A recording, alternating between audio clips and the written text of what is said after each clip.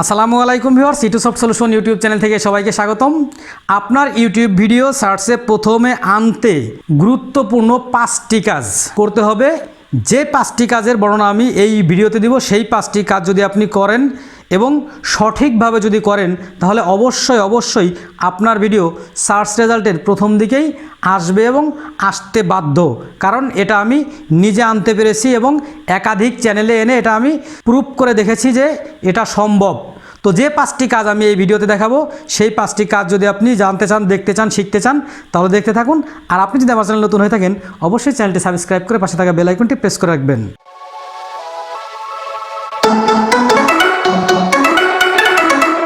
তো বলছিলাম যে কোন 5টি কাজ করলে আপনার ইউটিউব ভিডিও ইউটিউবের সার্চের উপরের দিকে বা প্রথম দিকে আসবে।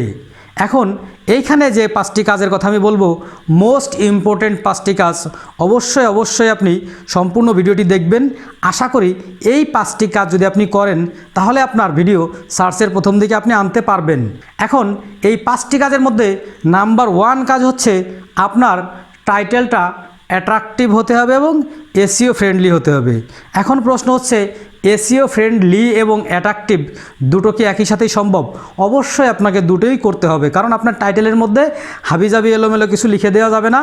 এই রকম কিছু লিখে দিলে আপনার টাইটেল থেকে কোনো ভিজিটর বা কোনো ভিউয়ার্স দেখে আপনার ভিডিওতে আসার সম্ভাবনা থাকবে না বা থাকে না। এটা গেল হচ্ছে ভিউয়ার্স এন্ডের কথা।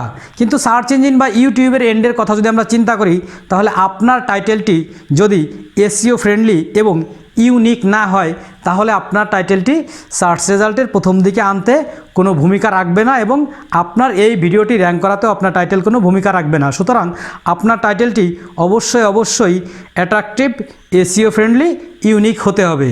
এটা হচ্ছে নাম্বার 1। এরপরে নাম্বার 2 হচ্ছে থাম্বনেইল। আসলে থাম্বনেইলের বিষয়টা সব ভিডিওতেই সবাই বলে থাকে যে থাম্বনেইল ইম্পর্টেন্ট। আসলে কেন থাম্বনেইল ইম্পর্টেন্ট? থাম্বনেইল ইম্পর্টেন্ট এই জন্যই, আপনি যখন ইউটিউবে অ্যাপসে ঢুকেন অথবা আপনার কম্পিউটার থেকে ইউটিউবে যান, তখন যে ইউটিউবের হোম পেজ থাকে, এই হোম পেজে আপনি বেশ কিছু ভিডিও আপনি দেখতে পান এবং এই সমস্ত ভিডিওর টাইটেলের দিকে আপনার নজর যতটা না যায় তার চেয়ে বেশি নজর যায় হচ্ছে থাম্বনেইলের দিকে। অর্থাৎ টাইটেলটা আপনি সম্পূর্ণ নাও দেখতে পারেন, অনেক সময় সম্পূর্ণ টাইটেল দেখা যায় না, কারণ টাইটেল একটু বড় হলে সম্পূর্ণটা ডিসপ্লে হয় না। কিন্তু আপনার এই ভিডিওর থাম্বনেইল অবশ্যই আপনার সামনে ভিজিবল হয় এবং আপনি দেখতে পান।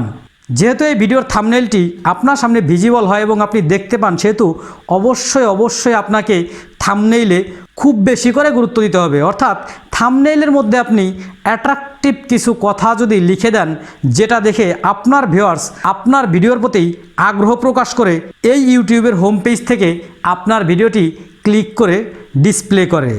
অর্থাৎ এই যে ভিউয়ার্সের লেভেল থেকে যদি আপনি চিন্তা করেন যে একজন ভিউয়ার্সকে আপনি অ্যাট্রাক্ট করবেন, তাহলে অবশ্যই আপনাকে থাম্বনেইলে গুরুত্ব দিতে হবে।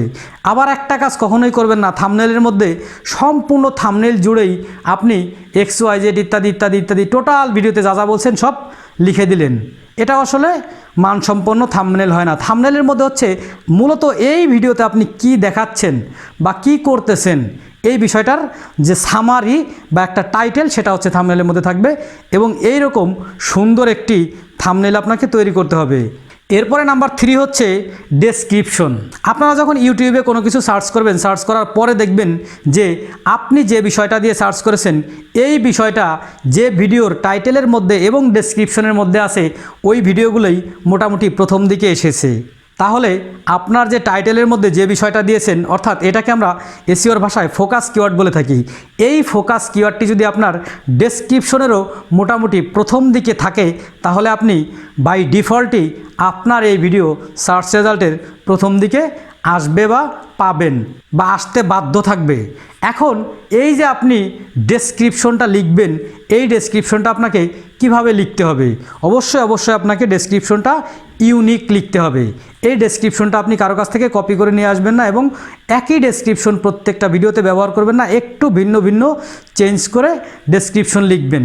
যদি পারেন প্রত্যেকটা ভিডিওতে ইন্ডিভিজুয়াল ডেসক্রিপশন লিখেন, এতে করে আপনার ভিডিও র্যাঙ্ক হতে আরও সহযোগিতা করবে এবং দ্রুত র্যাঙ্ক হবে। এরপরে নাম্বার 4 হচ্ছে ট্যাগ ব্যবহার।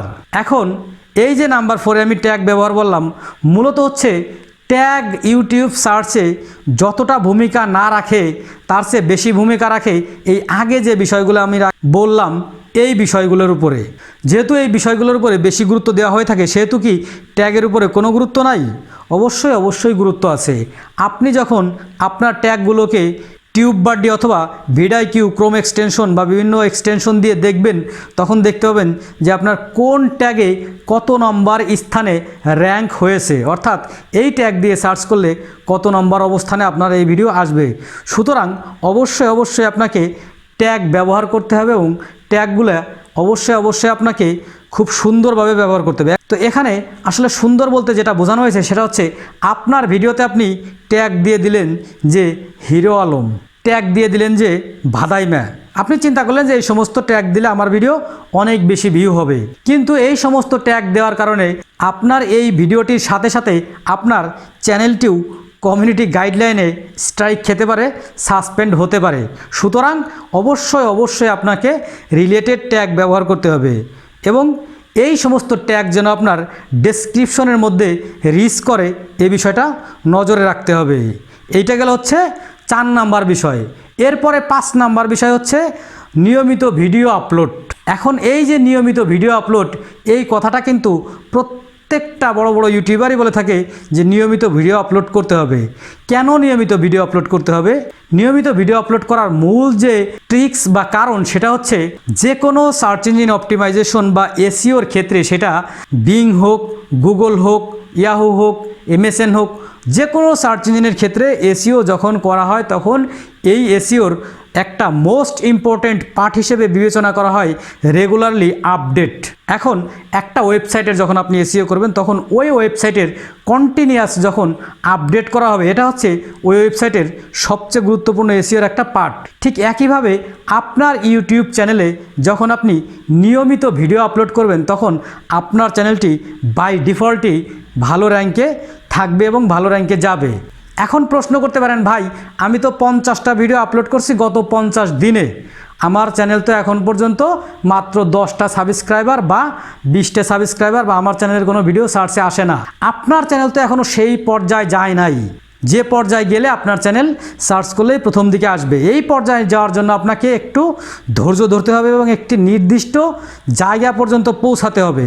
এই নির্দিষ্ট জায়গা পর্যন্ত যদি পৌঁছাতে পারেন তাহলে আপনার চ্যানেলের যে কোনো ভিডিও সার্চ করলে আসবে বলে আশা রাখি। ভিডিওটি ভালো লাগলে একটি লাইক দিবেন আর কমেন্ট করে আপনার মতামত জানিয়ে দিবেন। আবার দেখা হচ্ছে নতুন কোনো ভিডিওতে। ভালো থাকবেন সে পর্যন্ত। আল্লাহ হাফেজ।